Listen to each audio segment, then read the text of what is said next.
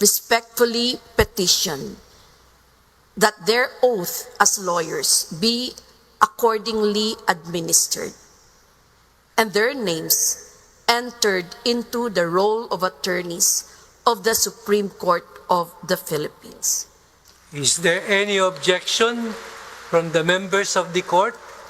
There being none, the court hereby grants the petition for admission to the bar of the successful 2025 bar examinees.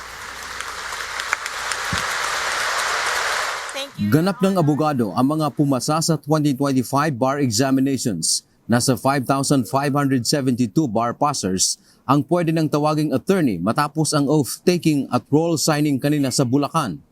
Mayroon namang 22 hindi nakapunta ay dahil sa iba't ibang kadahilanan. Bago ang formal na panunumpa, nagpaalala ng ilang mahahalagang bagay ang Korte Suprema alinsunod sa tamang paggawi ng isang abogado. Pangunahin na rito ang responsableng paggamit ng social media. One of these standards is being cognizant of your conduct, both in person and online. For from now on, you will be representing not just yourselves, but the legal profession 24/7, no holidays, no day offs. So be responsible in your use of social media. Binigyang din pa ng SC sa mga bagong abogado ang kanilang nararapat ugaliin sa lahat ng panahon bilang officers of the court. Bilang mga abogado, dapat maging mapagkumbaba, mainahon at maging maingat sa pananalita. Kailangan din anyang wala itong takot, walang papanigan o bigyan ng pabor sa pagganap ng tungkulin. Binigyang din pa ni Associate Justice Lazaro Javier ang pagiging abogado ay isang pribilehiyo bilang kumakatawan din sa hudikatura. As officers of the court, we also enjoy public trust, a duty and a privilege for which the Constitution exacts precise standards, one of which is to lead modest lives.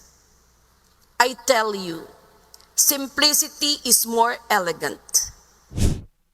Sa inilabas na bagong panuntunan ng Korte Suprema noong 2023, isinama na ng hukuman ang paggamit ng social media na posibleng dahilan ng pananagutan ng isang abogado. Kasama na ang disbarment. The court does not look kindly upon those who have disregarded the exacting standards under the CIPRA.